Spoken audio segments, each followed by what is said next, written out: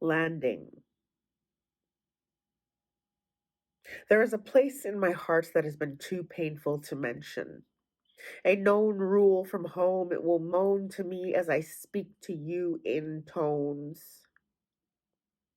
On the edge of the threshold where the water is cursed, doors closed on the heads of the damned near immersed. In the swelter of the scene of the blister unburst,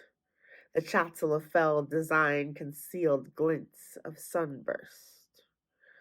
Thrust their bodies into the abandon of would-be truths denied.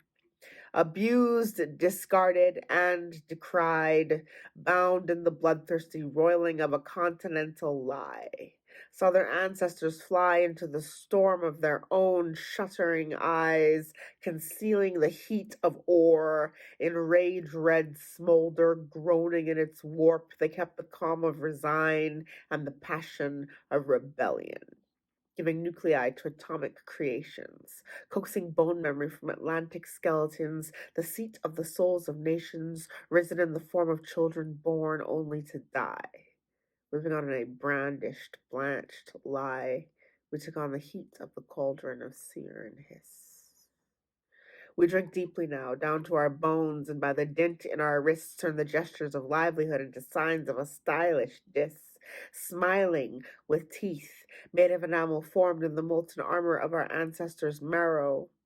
whose captive entanglement was changed to the vile, sonorant lie of a low origin in the burr brambles of mere moment upon moment upon moment upon moment,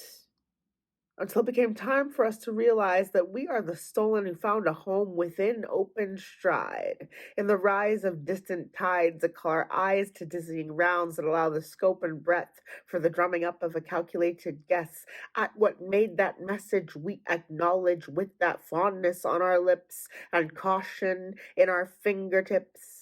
Each time another rebel bleeds hello, smiling through reddened teeth to keep hell beneath us, questioning its realness for the dignity of lurid, uttered curses administered as curatives pulled from the sticks we've picked out of the onslaught, to remind us of the customs that made us save the world we've wrought under the tutelage of our mother's uterine nurture. Her voice is reverberating through the fluid purpose turned to wind as we raise our blessed heads to the din of industry and the sordid contortions of our love of land.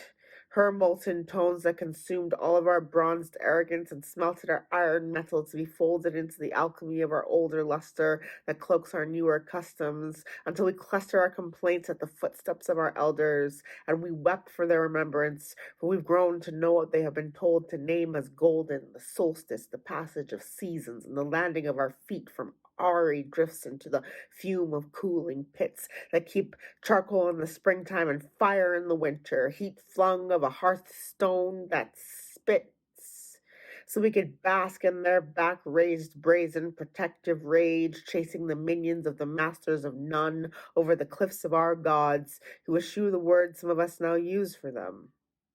and reduce our slavering enemies to lovable earth, petrified in its birth. Nurtured by our thirst, we seek water and curse what airs in our hearts, for calling the cold, stainless tap of the metronome of lack our benefactor, drinking deeply of disaster to decipher its craft and unmake its math, even as it leaves us running over broken land, tongues uncracked.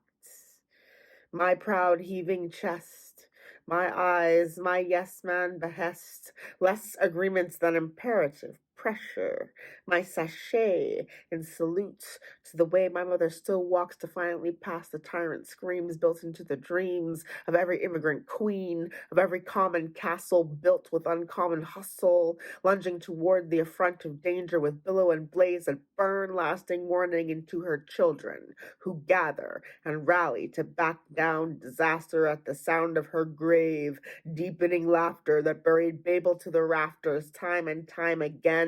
built this friend. So for my first friend, So I'll follow in her footsteps and track those of our people further back than the unholy steeple and the blasphemous flail. I am a child of a war, a lover of raw strength worked into supple sound, the voices in the round that are guided by stars and ruled only by a broken conch that lost the wail of the ocean's want, that had crested its foam and froth over the wrath of our brutal crossing, that cannot softly sing another echo into the ears of the desperate bent over their own withdrawn affluence, starved for the sound of landing passage, that will summon marrow to mourn in the birth of new words for known, that can have us all speak new words for home.